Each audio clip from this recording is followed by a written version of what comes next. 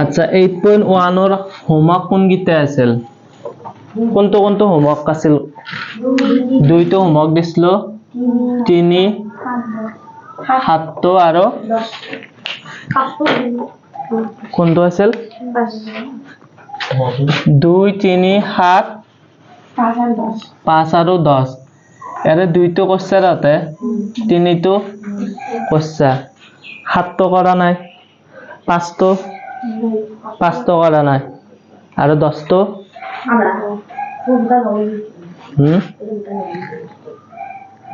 প্ৰথমটো 7 তো কৰি দাও 7 তো কি আছে যদি cot theta 7 নম্বৰ কৈছা 8.1 7 তো আছে cot theta ইকুৱেল টু কিমান দিয়া আছে cot theta ইকুৱেল টু 7/8 এটা cot theta 7/8 দিয়া আছে আৰু আমাক মান উলিয়াবা দিছি এক নম্বৰত দিয়া আছে 1 plus sin theta আৰু whole into 1 minus sin theta আৰু divided by 1 plus cos theta whole into 1 minus cos theta আমাক কার মান দিয়া আছে cot theta ৰ মান 7/8 দিয়া আছে 1 plus sin theta whole into 1 minus sin theta divided by 1 plus cos theta whole into 1 minus cos theta ৰ মান উলাবা দিছে এটা এটো এটা ফর্মুলা আছে না নাই a plus b whole into a minus b whole is equal to a square minus b square এখানে তো সবে জানা এটা a জায়গার এতে 1 আছে প্লাস b জায়গাত কি আছে sin theta আৰু a জায়গাত 1 আছে minus b জায়গাত sin theta a plus b a minus b এনুগা টাইপতে হল না নাই তো a square minus b square formula লগাবা পারিম তো a square মানে 1 square minus b square মানে কি sin square theta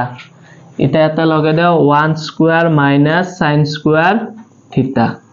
এখানে বুঝি পাইছা নহয় ঠিক তেনদৰে তলতো আছে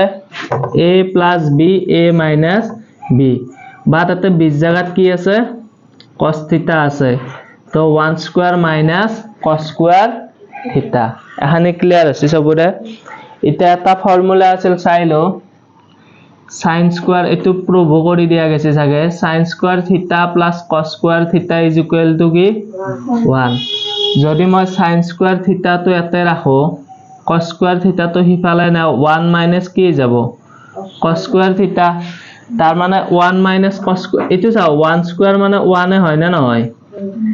1 minus cos square theta এ বাতপা পারো তো বারবার লাইন তো রিপিট নকৰো পারো 1 minus কি cos square theta হয় তো 1 minus cos square theta জায়গাত মই কি বাতপা পারো sin square theta ঠিক আছে কারণ 1 minus cos square theta মানে কি sin square theta এটা চাও 1 minus sin square theta যদি মই cos square theta তো এতে রাখো এটো ফৰ্মুলাৰ পৰাই 1 minus কি হৈ যাব sin square theta এই sin square theta তো সমান চিনৰ সোফালে নিলে কি হৈ যাব sin square theta তো সোফালে নিলে minus sin square theta তো 1 minus sin square theta জায়গাত মতে কি লিখবা বাৰো cos square theta এটা আৰু এটা ফর্মুলা আছিল cot theta মানে cos theta by sin theta আছিল না নাই cot theta মানে cos theta by sin theta আছিল যদি cot square theta থাকে তেতিয়াহলে cos theta by sin theta কি হৈ যাব whole square হৈ যাব cot theta মানে cos theta by sin theta আৰু যদি cot square theta থাকে cos theta by sin theta whole square এটো cos square theta by sin square theta আছে না নাই cos theta by sin theta মানে cot theta এটো এনকও লিখবা পারো cos theta by sin theta whole square বুঝি পাইছা নহয় কারণ cos square theta মানে cos theta whole square sin square theta মানে sin theta whole square দুটা কম্বাইন কৰি লিখলি এনকও লিখবা পারো cos theta by sin theta whole square এটা চাও cos theta by sin theta মানে কি আছিল cot theta whole square আকৌ আমাক cot theta ৰ মান কিমান দিয়া আছিল 7/, cot থিটাৰ মানতে দিয়া আছিল না নাই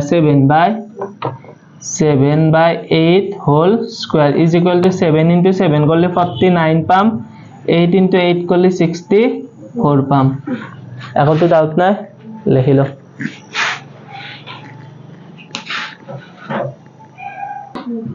তারে 2 নম্বর তো চাও কি আছে, 2 নম্বর তো ডাইরেক্ট করলে হল। 2 নম্বর তো cot square থিটা আছে নহয়, cot square থিটা নাই, তো cot থিটা মানে কি 7/8, cot square থিটা মানে কি 7/8 whole square, ডাইরেক্ট করলে হল। 7 7 গুণ 49, 8 8 গুণ 64, ঠিক আছে। cot থিটা মানে যদি 7/8 হয়, cot square থিটা মানে কি হয়ে যাব 7/8 whole square, 7 square মানে 49, 8 square মানে 64। আর কোনটো করা নাছিলে ঘরত হোমৱৰ্ক? 7 তো করে দিল, 5 তো করা নাই, 5 তো করা নাই,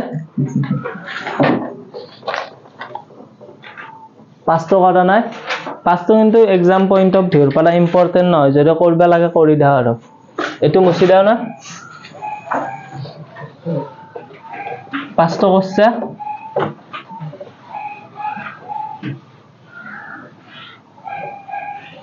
5 নম্বর তো চাও কি দিয়া আছে, sec theta equal to 13/12 ত্রিকোণমিতিক অনুপাতবোৰ গণনা কৰা। 5 নম্বর তো দিয়া আছে sec theta is equal to 13/12। এটা মোক কো sec theta মানে কি আছিল, cos theta ৰ উল্টা তো আছিল না নাই, cos theta মানে আছিল ভূমি বাই কর্ণ, তো sec theta মানে কি হয়ে যাব h/b। sec theta মানে h/b equal to কি 13/12। let ধরিলো h equal to 13k আৰু b equal to 12k। এখানি বুঝি পাইছা নহয়? তো পাইথাগোরাস থিওরাম ইউজ যদি করো, এটা যদি h মানে কিমান, এটো a নাম দিলো, এটো b নাম দিলো, এটো c, h মানে কিমান 13k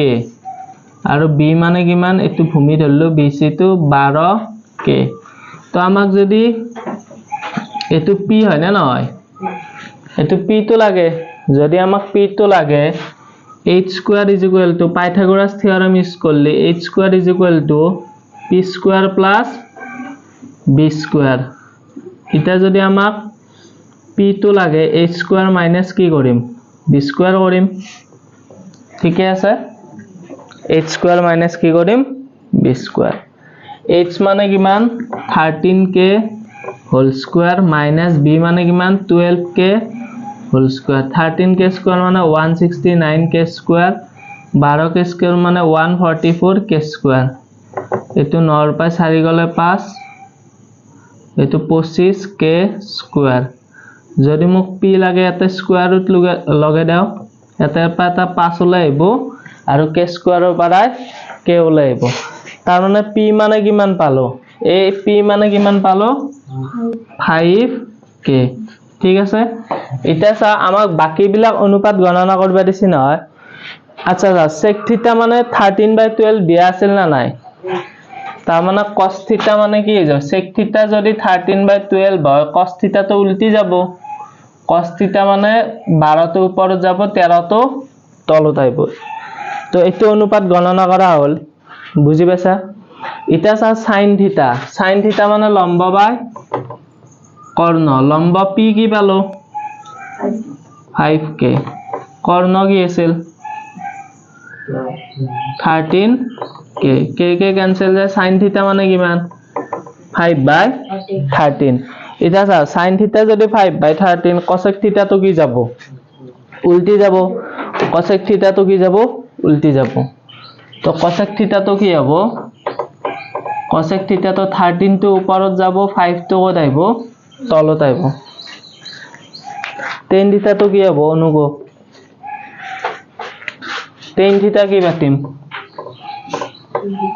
tan theta কি পাতিম, tan theta মানে কি আছিল, tan মানে কি আছিল অনুপাত তো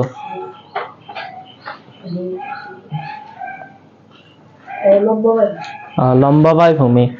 তো লম্ব কি এতে, লম্ব বাই ভূমি, লম্ব কি এতে 5k, ভূমি কি এতে ভূমি 12k। তো কে কে ক্যান্সেল যায় 5 বাই কি হবো 12 হবো তো tan থিটা যদি 5 বাই 12 তাহলে উল্টে যদি দা cot থিটা পাম 12 তে উপরে যাব 5 তো কি হইব তলত sec cos হই গেল sin cosec হই গেল tan cot হই গেল তো যিমান গিটা ত্রিকোণমিতিক অনুপাত আছিল সব গণনা করা কি হই গেল এখন তো প্রবলেম নাই নে রিপিট করবে লাগবে একবার নালগে রিপিট করবে লিখিলতে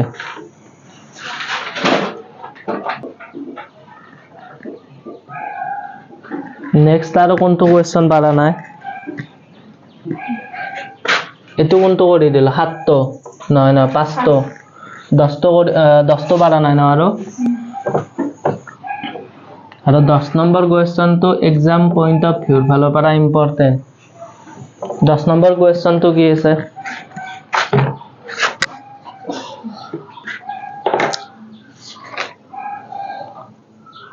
ত্রিভুজ PQR আর Q কোণটো সমকোণ দিয়া আছে আমি এটা ত্রিভুজ PQR আকো PQR আর Q কোণটো সমকোণ দিয়া আছে 5 নম্বৰ তো কমপ্লিট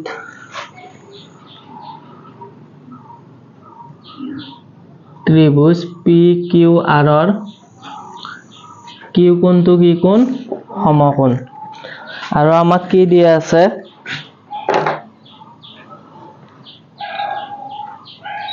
PQ কিমান দিয়া আছে P এর পারা Q লাগি 5 সেন্টিমিটার দিয়া আছে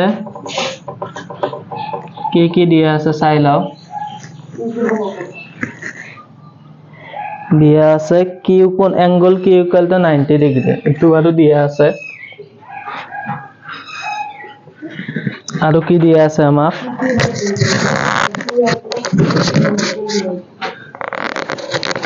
PQ কিমান centimetre PQ equal to 5 centimetre আৰু এটা কিবা এটা দিয়া আছিল নহয় P R plus QR is equal to 25 centimetre এটা আমাক QR তো দিয়া আছে নেকি PR তো দিয়া আছে নেকি যদি কিন্তু PQ তো দিয়া আছে না নাই আছে এতে যদি মই PR তো রাখি দাও এটো PR plus QR মানে কিমান দিয়া আছে 25 PR plus QR মানে 25 সেন্টিমিটার যদি মই এতে PR তো রাখি দাও ইফালে 25 minus QR হৈ যাব না না যায় তা মানে এই PR মানে মই 25 minus QR বুলি কবা পাৰো না PR মানে 25 minus QR বুলি কবা পাৰো ঠিক আছে আৰু আমাক QR তো যে লাগে QR মানে আমি পাইথাগোৰাস থিওৰাম ইউজ কৰি উলাবা পাৰিম ঠিক আছে এটা চাও নাও পাইথাগোৰাসৰ সূত্ৰ মতে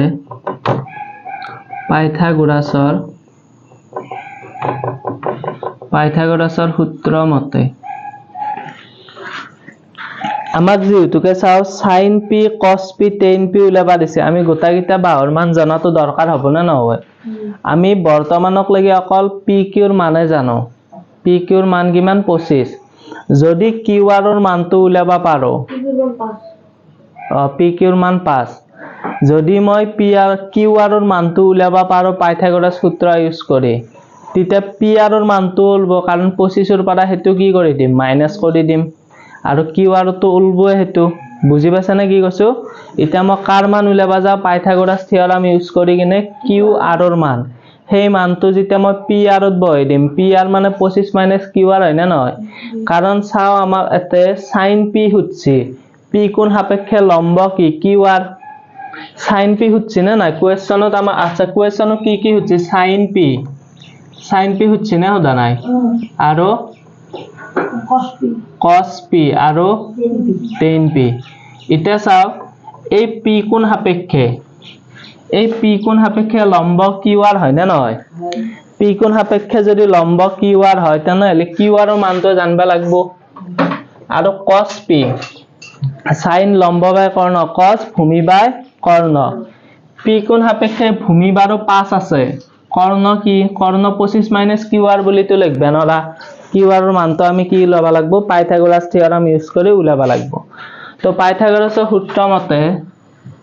25 minus Q R whole square এইটো 25 minus Q R whole square মানে কৰ্ণ স্কোয়াৰ ইকুয়াল টু লম্ব স্কোয়াৰ লম্ব কি 5 square plus Q R square এখানি বুজি পাই আছা এটো ইটা মই যদি ভাঙি দাও a minus b whole square ফর্মুলাত a square minus twice a into b plus b square equal to 25 plus qr square cancel jabo right hand side to ki ase সমান চিনৰ right hand side to plus qr square আছে আৰু সমান চিনৰ left hand side to plus qr square আছে দুফালে আছে cancel jabo এটো তাৰ পিছত এটো 25 square মানে 625 হবো 25 দুগুণ 50 50 qr হবো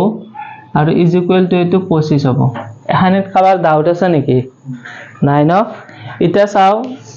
-50 qr তো সোফালে লৈ যাও এটো 625 এটো -25 equal to 50 qr 625 এর বাই 25 গেলে কি যাব 600 equal to 50 qr আৰু যদি মই 50 দি এবাৰ 600 হৰণ কৰো 12 বাৰ যাব নেকি তো qr equal to কি হ'ব এখিনি মই এটা পাতি দিছো এতেকে qr is equal to 600 by 50 0 0 cancel 5 দি সাথে কেইবাৰ 12 বাৰ তাৰ মানে qr ৰ মানটো কিমান পালো আমি qr ৰ মানটো কিমান পালো 12 যদি qr ৰ মান 12 পাছো pr equal to কি হ'ব এতেকে pr equal to 25 minus 12 25 by 12 গেলি 13 তাৰ মানে এই p ৰ পৰা আৰক লাগি এখানিৰ মান কিমান হৈ যাব আৰু qr ৰ অলৰেডি মান কিমান পালো আমি 12 ঠিক আছে এটা সহজ হৈ গেল আমাক sin p উলাবা দিছিল না নাই এই p কোন সাপেক্ষে লম্ব কি qr মানে কি 12 p কোন সাপেক্ষে লম্ব qr হয় না নয় লম্ব বাই কর্ণ কি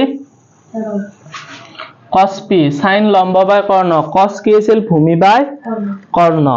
ইতে এই p কোন সাপেক্ষে ভূমি কি 5 cm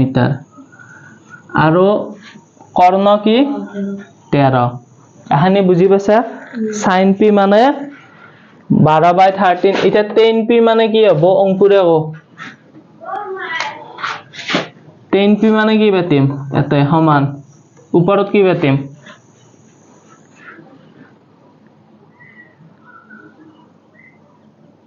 এটা ডায়াগ্রাম চাইগো ও ভাবি আছে 10p মানে কি আছিল 10 মানে কি আছিল ভাবি আছে নাকি ও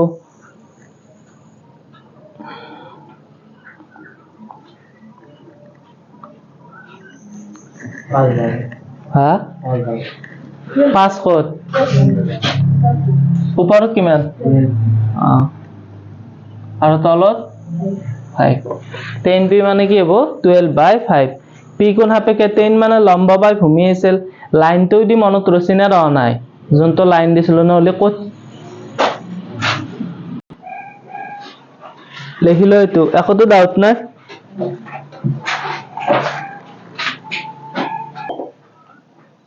আৰু কোনবা তো পাৰা নাই কি হল 10 তো হল 7 তো হল আৰু 5 তো হল আৰু কিবা ডাউট আছে তে একোটো নাই তো খতম এটো 8.1 কি খতম